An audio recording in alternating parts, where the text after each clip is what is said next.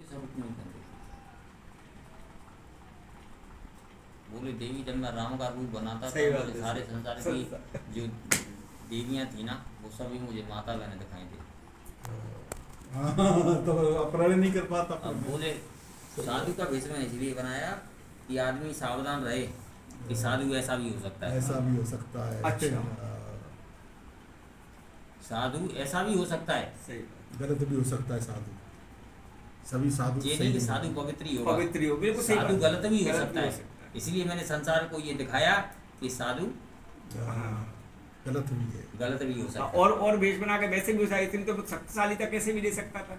पर ये खैर सही बात है कि ये सत्य बात, सही बात है। द्वापर में रामायण में जो है ना वो सब एक क्या कहते हैं मर्यादा की चीजें, मर्यादा पुरुषोत्तम ये भी तो कहते हैं।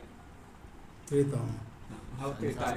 त्रेता में मर्यादा पुरुषोत्तम का मर्यादा है, मर्यादा के अंदर ही रहेगा। मर्यादाओं को कहाँ उल्लंघन करना है कहाँ नहीं। उन्होंने और सीता उल्लंघन जी के लिए भी है ये कि सीता जी तुमने देखो उल्लंघन करेगी, तुम देवर की आगे को उल्लंघन करेगी, उल्लंघन नहीं चलेगी। सही बात है। बाद में पछताती तो मैं उल्लंघन नहीं करती तो मैं वो नहीं ले जा पाता। ठाकुर जी की लीला है। हाँ, लीला है।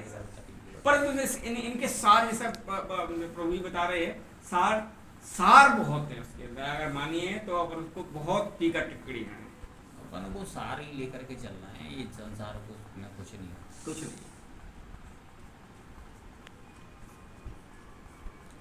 गुरु में निष्ठा और विश्वास जितना अपना प्रबल होगा उतनी ही सफलता अपन को मिलेगी। ये वाली बात ये मत समझो कि हमारे गुरु ये हैं, हमारे गुरु ये हैं।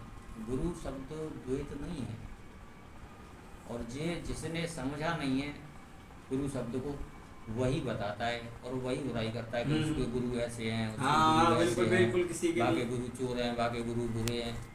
तो तत्व को जो समझ जाता है ना गुरु तत्व को, वो तो फिर बुराई शरीर सुनना बुरा ही हो नहीं सकता है, चाहिए। शरीर बुरा हो सकता है लेकिन गुरु बुरा गुरु नहीं। बुरा नहीं। गुरु बुरा नहीं हो सकता। और जीवन में गुरुता धारण करना बहुत जरूरी है, क्योंकि सजीवन के जो रहस्य है ना वो तभी खुल पाते हैं जब अपन किसी को मान करके चलते हैं। रहस्य तभी। वैसे ये भी एक आलोचना नहीं करनी चाहिए। हाँ, आलोचना नहीं करनी, आलोचना वाली बात तो है ना। हाँ, आलोचना नहीं करनी मतलब चाहिए। किसी भी व्यक्ति गुरु के हो, बारे में कोई अब कहता भी- ना अरे भाई गुरु जी ऐसे हैं, ते गुरु जी ऐसे हैं, ये नहीं। ये आप करने के बाद में आपने अपनी जो जो कर्म में- जप तप किया है हाँ, वो सब क्षीण हो जाएगा। जाएगा। दूसरा हम माँ को, जैसे आजकल हम लोग माँ को गाली देते हैं फास्ट, हाँ, बहुत सी लेकिन माँ शब्द एक ही है। सही है। चाहे वो संसार को जन्म देने वाली हो, सही है। चाहे मुझको जन्म देने वाली हो, चाहे तुमको जन्म देने वाली हो, माँ लेकिन माँ जो शब्द है ना वो एक ही है, उसमें द्वैत नहीं। कैसा माँ का कर्जा तो कभी नहीं चुका है। द्वैत है ही नहीं उसमें। गुरु में द्वैत नहीं है, माँ में द्वैत नहीं है, पिता में द्वैत नहीं है। पिता चाहे जगत का हो हाँ, चाहे हमारा हो, वो जगत पिता है। कितना संघर्ष करके और आप- संघर्ष दोनों ही करते हैं। जिसने हमको पाल पोस करके हाँ, इतना वो बड़ा जो- किया वो हमारा पिता कहलाता है। और जो जगत का पालन पोषण कर रहा है वो जगत का सबका पिता पिता है, कहलाता है। सबका पिता है। तो पिता शब्द एक ही है, माँ शब्द एक ही है, गुरु शब्द एक ही है। इनमें द्वैत कहीं है ही नहीं। और इनमें जो आदमी द्वैत देखता है वो परमात्मा को कभी पहचान नहीं सकता कि परमात्मा कहाँ है, परमात्मा कैसा है। क्योंकि उसे तो केवल दो दिखाई दे रहे हैं ना हर जगह। एको ब्रह्म द्वितीय नास्ति, ब्रह्म तो एक ही है, जहाँ दो है वहाँ तो नाश है। ना से सही। इसलिए सावधानी बरतो, शब्दों पर चर्चा करो, हर शब्द पर विचार करो, तब किसी शब्द को आगे बढ़ाओ, तब किसी के बारे में बुरा भला कहो। हम लोग बापू की बुराई कर सकते हैं। हाँ, बापू के शरीर ने गलत किया, बापू बुरे हो सकते हैं, लेकिन गुरु शब्द बुरा गुरु नहीं। शब्द बुरा नहीं। गुरु शब्द बुरा नहीं हो सकता। बिल्कुल सही है। गुरु पर विशेष जोर रखिए कि अपन गुरु की बुराई ना करें, क्योंकि गुरु शब्द अलग है। बिल्कुल हट जाओ, संसार से हट जाओ। गुरु बिल्कुल जैसे समझो जैसे प्रकृति की 24 तत्वों में परमात्मा विराजमान है, वही परमात्मा सारे संसार का गुरु है, और वो कभी बुरा नहीं हो सकता। जितना तुम्हें भ्रम उत्पन्न होगा उतना ही आप दलदल में दलदल में फंसते जाओगे। फंसते चले और भ्रम से बाहर निकलिए, विश्वास करिए। विश्वास कैसा हो? प्रहलाद जैसा, मुंह में तो मैं खड़ग खम्भों में। हाँ सही बात है। बोले मुझ में भी है, तुझ में भी है, इस खम्भे में, बोले हाँ इस खम्भे में भी है। तो मैंने गदा उठाई, खम्भा मारी, खम्भे में से प्रकट हो। तो विश्वास, जब इतना विश्वास हो जाएगा ना, आपको कहीं धोखा खाने की जरूरत ही नहीं है। आप तो अभी कभी मानते हो, अपनी समस्याओं का समाधान के लिए आप खोजते हो, या फिर पैसे वाला ढूंढते हो कि गुरु है कहीं जिसके पास में कुछ है क्या? स्वार्थ के बसी गुरु पे कितनी गाड़ियां हैं, गुरु के बंगले कितने बने हुए हैं, शायद ऐसा कर देखा था मैं पीछे मिल जाए। हम लोग स्वार्थ के बसी होते हैं। आज गुरु हमें आशीर्वाद दे दे, पैसे वाले बन जाएं, नाम हो जाए हमारा, है ना। स्वार्थ पैसा के तो बसी। परमात्मा देता है।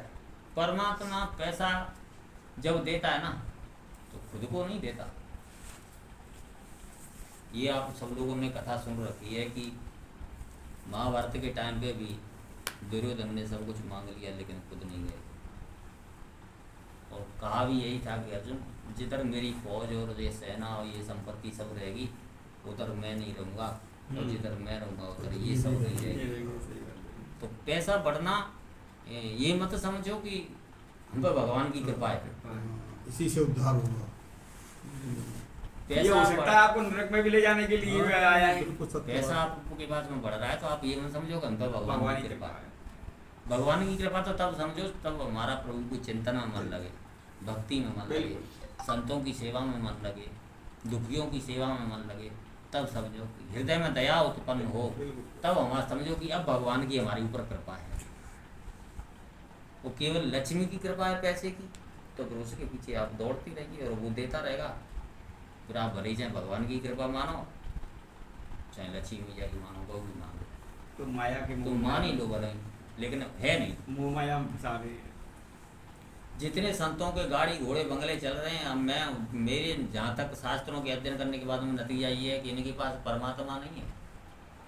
पाना चाहते थे परमात्मा को, लेकिन परमात्मा ने अपना वैभव दे करके अपने से दूर हटा दिया। बोले अब मजे का पैसा दे करके दूर हटा। बोले हाँ, अब मजे क्योंकि का। उनकी ये नित्य क्रिया दिनचर्या है ना, इसमें डिस्टर्बेंस आ गया। बोले अब जाइए, अब उनका आप ध्यान बस वहीं रहेगा। अब आप वैभव में लगे वैभव में रहिए, लगे रहिए। समेटते रहिए इधर से उधर, यहाँ बना लीजिए वहाँ बना लीजिए। एक कहावत थी कि एक व्यक्ति था, सेठ थे, बहुत अच्छे पैसे वाले थे, और इतने पैसा था उनके पास के पुण्य का काम सबसे ज़्यादा करते थे। क्यों? पैसा है, पुण्य करते थे।